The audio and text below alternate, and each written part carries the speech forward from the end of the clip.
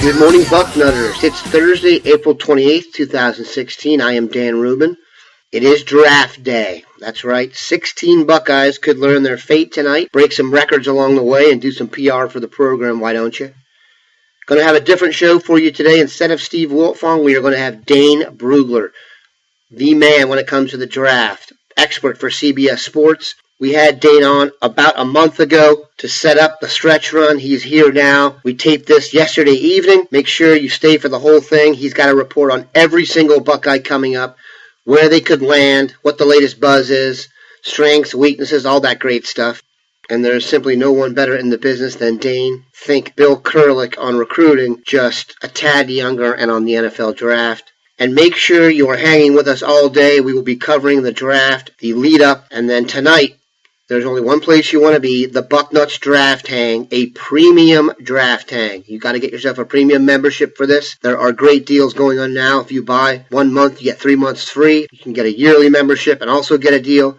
Every single staffer will be in the front row on one thread tonight. We won't be anywhere else. We won't be on social media. The only place we're going to be is on the thread, dealing with our premium subscribers, giving whatever inside information we're coming across, our opinions, etc. It's definitely the place to be. We will be there from about half an hour before the draft until the final pick is read tonight to end the first round. You're definitely going to want to be there. Put everyone else to bed. Lock yourself in the man cave. Do what you got to do, because this is going to be probably the most eventful and exciting first round in Ohio State football history. And we have brought in the man today to talk about it, Dane Brugler. This was recorded late last night. Here comes Dane. As promised, we are joined by Dane Brugler, CBS draft expert on the NFL Draft. The best in the business, the end of a long run here for you, Dane. The marathon finish is in sight. Yeah, hard to believe the draft is here. It's a roller coaster, the whole process. Different players are up, different players are down. And so I'm glad that we can stop, debating about where players are going to go. We can actually find out the fit and where they end up and start talking about their future. So I can't wait. Have you ever tried to calculate how many hours you spent preparing for one draft? Oh gosh, I mean this is my career. This is what I do 24/7, and I'm sure if you ask my wife, she might be able to come up with a pretty big number. But it's something that it's a labor of love. Scouting and evaluation. It's something that you're never done, because even the draft is the draft process is so many months long, and even then it's not enough, because there's always more players you can find. There's always more info you can gather. But I think for the most part, feel good about where we are, and I think the players and the team feel good to go. And so eager to see how the top 10 plays out, especially. No question. So for those who can't tell, there's a slight accent. Dane is a good Ohio boy from Northeast Ohio. He's been on the show before. And obviously the focus for us is going to be Ohio State. And truthfully, the theme of the entire draft, we've talked about, it's going to be like the Ohio State job fair. Each of the days are going to be replete with Buckeyes. We're going to go down the list here with Dane to get the last-minute word on all of our guys, all 16, starting at the top with Joey Bosa. Where you expect him to land. Dane's going to kind of tell us where he expects him to land, if there's any school teams that are super interested, or any other nuggets he's got coming down the stretch here. So number one, Dane, Joey Bosa. All right, well, with Bosa, the top pass rusher in this draft, he can go as early as 5 to Jacksonville. I do not think we will see him 3 or 4, with quarterbacks going 1, 2, obviously. But I do not think we will see him 3 or 4. Dallas seemed like a likely destination for a long time, but I'm told that won't be the pick. And so Jacksonville at 5 would make sense. And then Baltimore would have interest. And then Cleveland's interesting at 8, especially because I think a lot of teams in the teens, and they view Cleveland as that place to trade up. And so I think that's a possibility. I think the absolute floor for Joey Bosa is number 9 in Tampa Bay. I do not think he would get past 9. So somewhere between 5 and 9 is where I think we'll see Joey Bosa come off the board. Certainly been an interesting ride for Joey. His life has been severely affected by trades. The next guy as well that we're going to mention, it does seem like the draft starts at number 3 with San Diego, given that, as you mentioned, we expect the Rams to take Jared Goff at 1. The Eagles have traded up to take Carson Wentz at 2. Now, I know the answer to this because I watched the Cowboys draft show, so that's foreshadowing, but it does seem like the linchpin pick for the rest of the top 10 is at 3 with San Diego, so maybe you could take that and lead into the Cowboys and talk about the number 2 guy on our list here, Ezekiel Elliott. Yeah, and the Cowboys at 4, kind of like what we were saying, with quarterbacks going 1 and 2, Cowboys really only need a 2-man board in the first round. And so I think those 2 names feel pretty good based on what I'm hearing is Jalen Ramsey, number 1, Ezekiel Elliott, number 2. And so if Jalen Ramsey goes number 3, the Florida State defensive back to San Diego, then I think we can pencil in Ezekiel Elliott at number 4 for Dallas. They love Zeke just like a lot of these teams do. You know, they think that, well, if Darren McFadden can run for almost 1,100 yards behind his offensive line, Zeke's going to rush for over 1,500 yards as a rookie this year. So Tony Romo, 36 years old, you give him a little bit of help. I do think they'd lean Jalen Ramsey if he's on the board, but if he goes number 3, then I think Ezekiel Elliott might be able to get his wish and end up in Dallas. And just to get across to the Bucknuts here, the vibe in Dallas, because they've been, Bosa and, always thought Bosa was going to be the forward pick and now if possible Elliott. Can you give the Bucknutters a sense of the Cowboys fans? It's an extreme majority for one guy, and an extreme majority does not want the other one. Yeah, it's strange the amount of portion of the fan base that does not want Joey Bosa in Dallas, and I think they're going to get their wish by that portion. But I think they, when you think about the 4th pick, you top 5 pass rusher. I think you think of a Von Miller, or you think of that type of speed rusher who just wins with electric athleticism to capture the edge, bend underneath blockers. You think of that Von Miller-esque type of athlete, and Joey Bosa is just not that type of athlete. He's different, but he's still effective with his power, his hands, the technique that he uses, his leverage. At only 20 years old, he had such a strong understanding of how to break down the rhythm of blockers and then make his way into the backfield. So I've been trying to preach to the Dallas fan base and tell them, listen, Joey Bosa is not Von Miller. That's not who he is. He might not have this huge upside, but if you can get an 8 to 10 sack a year type of guy who's going to get consistent pressure on the backfield, that's what you want at number 4. And so I think that for the most part, the fan base is leaning towards Zeke if the Dallas Cowboys are going to draft a Buckeye. But it seems like they might get their wish there. I'll tell you this, and this is one thing that we should share with the fan base. I think Bosa is going to get less attention from the offense than he has since he's about 6 years old, the first day he steps in the NFL. And that's not even if you think going back. He's always been the man. He's never been single block. Lord knows what will happen when that happens. So I know the narrative in Dallas somehow got picked up that he's not a 10-sack guy. I don't understand that. If he has 12 to 13 sacks next year, it would not shock me. But shocker on Bucknuts. All right, number 3, Lee. Lee's very interesting. I don't think that, he's not a guy that's going to be on every draft board. I don't think he fits what a lot of teams do on defense. But there are certain teams that are pretty high on him. I could see somewhere in the teams, it could be a likely landing spot at Atlanta at number 17. I think that's very possible.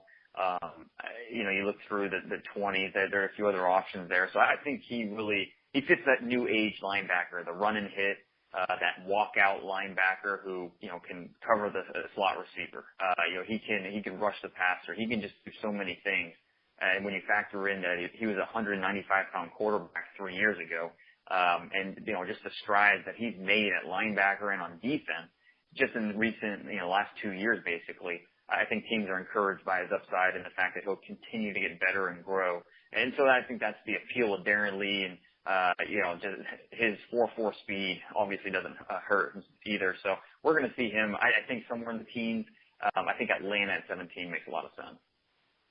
I hate to double back, but I forgot to ask you this. We talked about Elliott at 4. What do you think Ezekiel's floor would be? I think we talked about Cleveland being a wild card, especially with the trade offers, and I think Ezekiel Elliott at number 8 There are several teams in the teens outside that top 10 who would love to get their hands on Zeke. Chicago at 11, Miami at 13. I think Miami at 13 is the team to watch.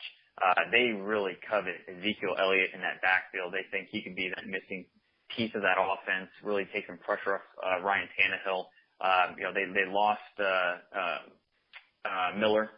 Lamar Miller, yep. And they went after C.J. Anderson from Denver. They didn't get him. So they're desperate for a playmaker back there. And so I think Ezekiel Elliott is the guy to watch for a possible trade-up with Cleveland, number 8. And who knows, maybe Cleveland, it's kind of anti-analytics to take a running back top 10. But at some point, you just don't pass on special. And Ezekiel Elliott, I think he qualifies for that. So I would say 8 would be the floor for Zeke. I think we would all agree here. He's had everyone's heartstrings for us, and he's an incredible competitor. Whoever gets him is lucky.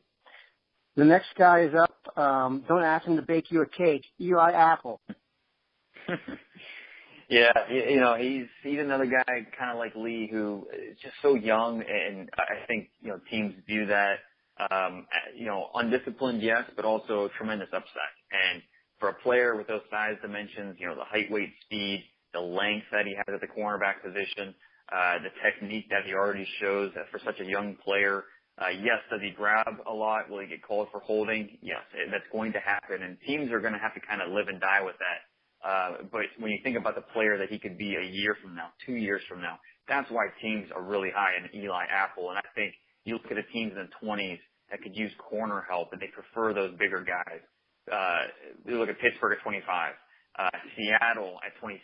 Corner's not their immediate need, but they love those. He fits the mold of what they look for. And in Kansas City at number 28, I think, to me, that would be Eli Apple's floor, 28 to Kansas City. They need another corner to pair with Marcus Peters. So it wouldn't be a shock to see the Chiefs double dip back-to-back first round and take another corner this year. Thankfully, with first-round money, he'll be able to afford a chef and someone a personal assistant to do his clothes and such. This guy's, he hasn't been talked about much during the draft process, I think because he's just so consistent. Everyone kind of knew where he was on the go, or range-wise. Taylor Decker, the Vandalia native. Yeah, and I think he's a top 20 type of guy. And the offensive tackle class this year is not strong. It's not deep. But we're going to see 5 or 6 come off the board in that first round because teams know if you don't get that offensive tackle early, then you might be out of luck in the second, third, fourth round. You're not going to find a starter at the offensive tackle position this year. So we're going to see a run of those tackles early. And you look at for Decker in the teens, in the mid part of the first round, Tennessee at 15, they could use a right tackle. Detroit at 16, another team that could use a right tackle, kind of the missing part of that offensive line. So I think teams view Taylor Decker as a guy that doesn't have upside. He kind of is what he is. He's not going to get much better than he is right now, but that's okay because he's ready to start right now. He's a guy you can plug and play. He's a little taller, and so those speed guys can get underneath him. But once he's able to sink and neutralize that power, you're not going to be able to go through him. And so for Taylor Decker, plug and play offensive tackle, and those guys are there's a lot of demand and not a lot of supply in the NFL right now for those types of players. And so Decker, I think, look for somewhere in the team, like Tennessee, Detroit, Indianapolis, 16, 17, that type of range. Yeah, I've heard you guys talk about this, but I think Taylor Decker and Jack Conklin of Michigan State are probably two of the safest bets in the draft. If you're going to bet on guys who are going to play for a decade, those would be good bets. Michael Thomas, we had heard he may have hurt himself in the interview portion of the, at the combine and also in some of his meetings with teams. Has the skills to be, late first, early second. Where do you see him landing, and have you heard something similar? Yeah, and this is something that we saw at Ohio State. He arrived in Columbus in 2012 and really struggled to see the field. Struggled with grades, struggled to grasp the playbook. Then he ended up redshirting in 2013, and I think he needed that time to acclimate himself to the college game. And he was a late bloomer in high school as well. You look at him in high school, and he had a great senior year with Mike Bercovici, the Arizona State former quarterback, throwing to him in L.A., but it took until his senior season for him really to be a legitimate prospect or a legitimate recruit. And so, but at Ohio State, his past 2 years after he had kind of that learning time to develop mentally, grasp the playbook, he was terrific the last 2 years for the Buckeyes. So I think he's going to have a similar learning curve in the NFL. That's just part of the process. Traditionally, wide receivers take the longest to develop in the NFL because they're asked to do so many different things. Corners are just a lot better. A lot of these wide receivers don't see press coverage at the college level, and so I think it won't be much different with Michael Thomas. It will take some adjustment, but I think he's firmly in the early part of the second round. He's a guy that, he's going to be fighting to be a top 5 receiver. Treadwell, Corey Coleman, Josh Doxson, Will Fuller. I think those 4 will be the first wide receivers drafted, and then it'll be Michael Thomas fighting to be that 5th guy. But it just depends because each one of these, not all wide receivers are the same. Obviously, there's different types of wide receivers that teams look for, that fit their offense, whether it's an X, Y, or a Z, a specialized role that complements what teams already have. And so Michael Thomas, he's more of that possession guy, more of that X on an offense. And so it'll depend on the fit and, what team sees him as a natural at that position. Yeah, not a very strong class overall wide receivers. I know Treadwell at one point was thought, I don't know if there's a true kind of number 1 guy out there. Right. At safety, Von Bell, he's fluctuated. He's one of the guys whose financial futures could vastly. I've seen people have him first round and some have him mid-second round. Where do you predict Bell? Vaughn is interesting because he's looked at as a very solid player, just not special. He's a guy that he played free safety for the Buckeyes, and that free safety role was basically an extra corner. The way he was used, covering the slot, the way he was used in nickel and dime packages, moving around. So I think he's viewed as a very safe player. He's athletic, he has ball skills, he's instinctive. He's just not special in any one area. So I think, that's good enough. If you're good across the board and, you project as an NFL starter, there's 32 teams that could use you. But the question is what's his value and where do teams want to invest in a player like that? I think it will be late first, early second. I could see a team in the late first pulling the trigger on him. You look at the Cardinals, they could use a safety, the Panthers, the Broncos. They all need safety help. And then if he doesn't go there, I'd look at Tennessee in that early second round as a possible destination, a team that needs a safety help. And I think Von Bell is ready to start from day one. Yeah, he seems a 5-star kid who is just ready for the spotlight. Joshua Perry, looks great, has the size, maybe a little stiff. Mm-hmm. You see him playing inside linebacker, outside linebacker. I mean, if he's on the hook, it looks like a guy that could play outside linebacker in the 3-4. It doesn't really fit him. Where do you see Perry ending up? Yeah, and he has experience, across the linebacker level, at all 3 spots, in the Buckeyes 4-3. And I think, you gave us a snapshot right there. He's a big guy. He looks like a defensive end, 6'4", 255 pounds. That's bigger than Noah Spence. And he is a little stiff. You see it. He's more of a straight line athlete. But he's very good in a straight line. He's a legitimate 4'6" athlete, has that type of speed. And so I think, for Joshua Perry, it's another guy that's going to take a specific role in how teams are going to use him, whether it's as a Sam linebacker. But I think he's very well rounded, and I think he does fit different schemes. And what he offers in coverage, I think that's really going to help him because no, he's not, that swivel athlete, the quick twitch type of guy like a Miles Jack, but he does look natural dropping in space. He does look natural, finding the ball and making a play. So I think that will help him. And, he's going to be a guy that he might not be a starter from day one, but he's going to push the starters and he's going to, make some noise to see the field, and definitely in some certain packages as well. He's also a first-class individual in terms of investing in a guy that pro's pro. He might top the list here in terms of just character. Another guy with great character who is going to be a very interesting draft experience, Braxton Miller.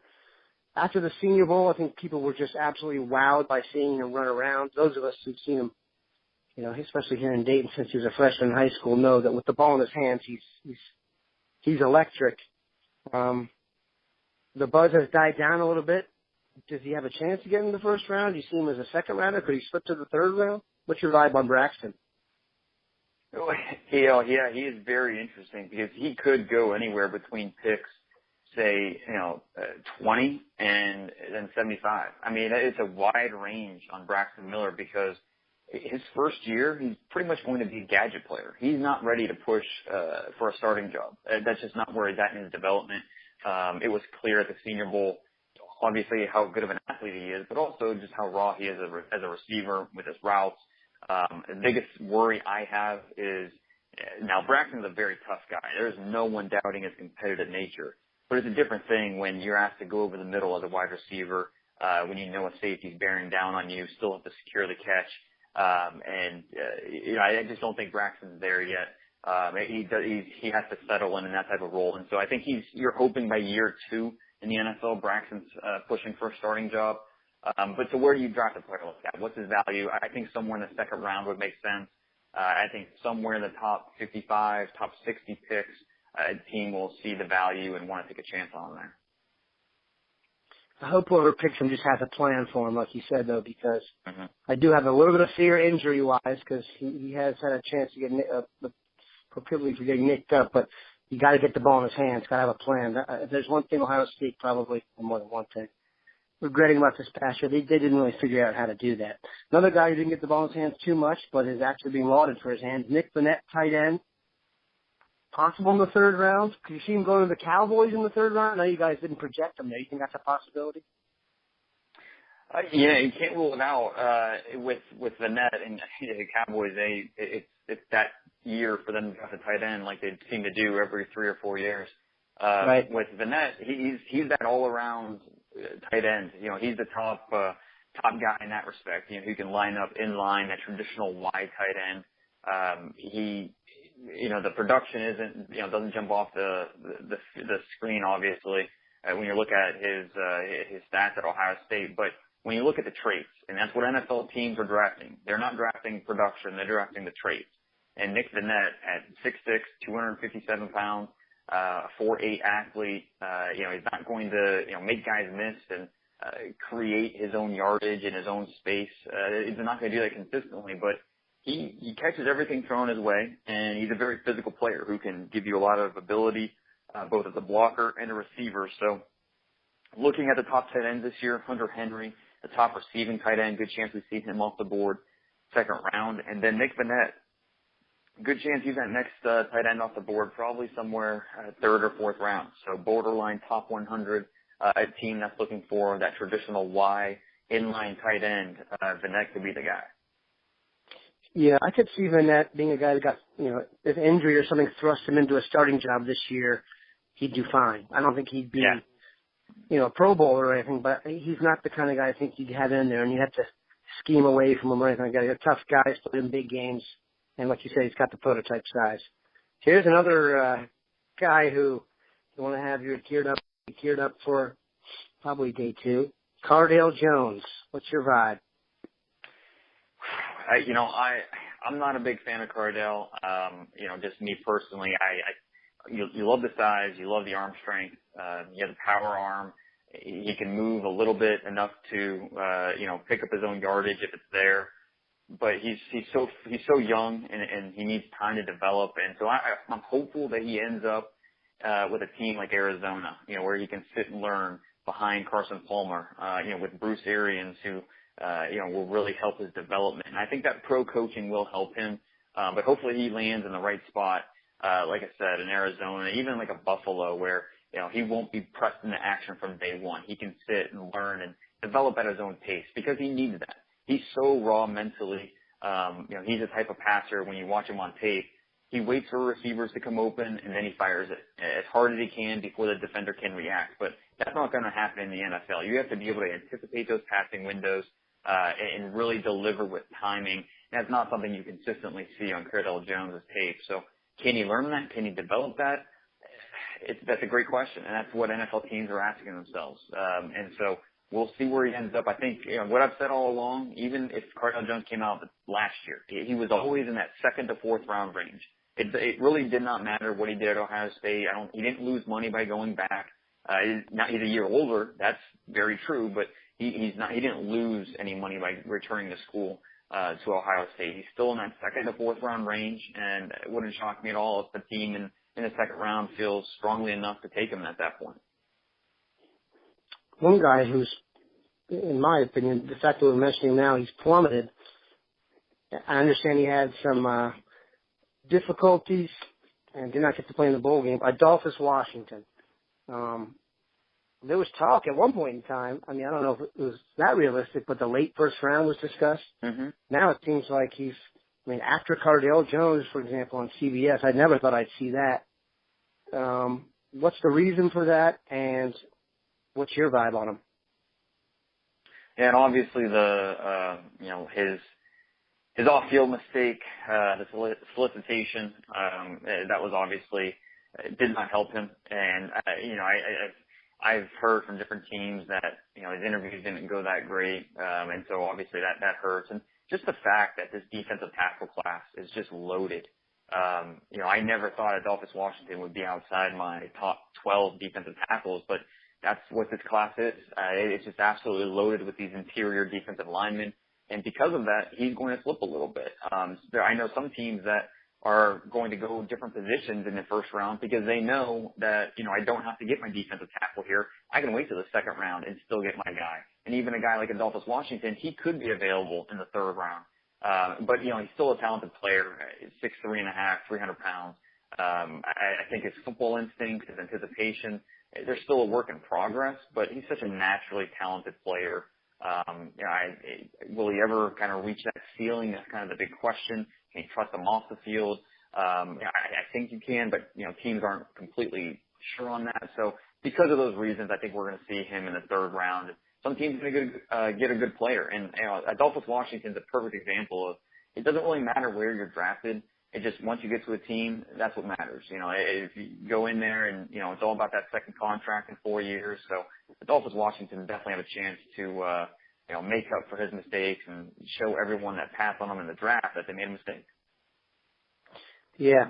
No, he did not handle the process the way he would write a book about, that's for sure.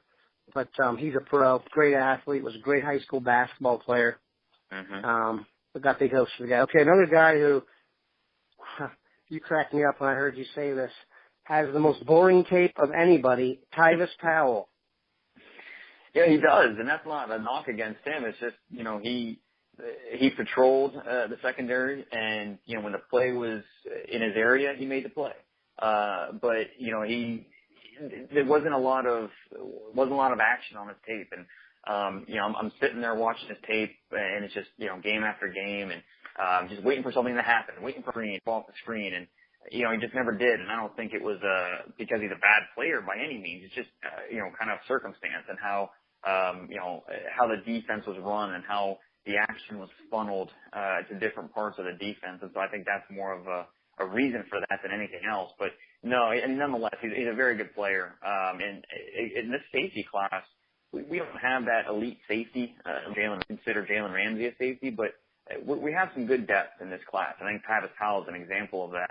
A player who will be available in the third or fourth round and, can end up being a starter in the NFL. It wouldn't be shocking at all if Powell sees the field well because similar to Von Bell, just a very safe player. I think he makes plays when they're in his area. He's kind of just good in a lot of areas, not above average in any one area. But, he tested really well, 4.4 at the combine, at 6'2.5", 210 pounds. So, for me, Tyvis Powell, I think he could end up being a steal if he's available 4th, 5th round. Now there's a gap if you look at all the projections and such. There's a several round gap. So we went over 13 guys. The last 3 guys, I'll just give you all 3 of them, and maybe you can say whether you think they'll be drafted, what kind of future they could possibly have. Jalen Marshall, Chase Ferris, and Tommy Shuck. Marshall will be interesting. I think the big appeal with Marshall will be his ability as a punt returner. He's very unpolished as a receiver, and you think that there's more to him than what you saw on tape. Redshirt sophomore, a player that still has a lot of ability, but I think the key to his development in order to stay on an NFL roster and eventually push for playing time as on the offense is to make an impact on special teams. And so I think that would be the key for him. I do think we'll see him drafted probably 6th, 7th round. Someone will take a chance on Jalen Marshall, and we'll see how that plays out. The other two guys, I think Chase Ferris has a chance. What he did at the Shrine game in Tampa really helped him moving inside the guard. I mean, he did not have a good year at right tackle. Anyone that watches Ohio State knows that. But they moved him inside the guard at the Shrine game, and I thought that was kind of that really did wonders for his the draft process for him. He didn't get a combine invite, but I think he helped himself with what he did at the Shrine game, and so I think we could see Chase Ferris get drafted. I'd say it's about 50-50. Maybe he gets drafted late. Maybe he's a priority free agent. I don't see Tommy Sutton being drafted, but if all the combine guys get drafted and Chase Ferris get drafted, that's a new record right there for Buckeyes. Ladies and gentlemen, those of you who could handle all the knowledge can see that Dane is the best in the business. The real key tomorrow for Dane, will a player be picked that you don't have a scouting report on? I'm going to bet on you, Dane. So we'll see if you can pull that off. If our guys want to follow you tomorrow, how can they do that? Well, hey, I appreciate that. The best way is on Twitter at DP Brugler, and then we'll be doing the live stream of all 253 picks on DallasCowboys.com. And, you don't have to be a Cowboys fan. Obviously we'll touch on the Cowboys, but we're treating it as, an alternative option to ESPN or NFL Network. We'll be covering every single pick from 1 to 253 over the 3-day period. Myself and Brian Broaddus, former NFL scout. So really looking forward to that. I hope everyone can check it out. Yeah, not to put too much smoke, but I learned a lot from watching it. If you listen to Broaddus and Dane, they really know their stuff. If you want to geek out, these are the guys to geek out with. Dane, we appreciate it, especially in such a busy time, and I hope you enjoy the draft. Dan, hey, I really appreciate it. You too.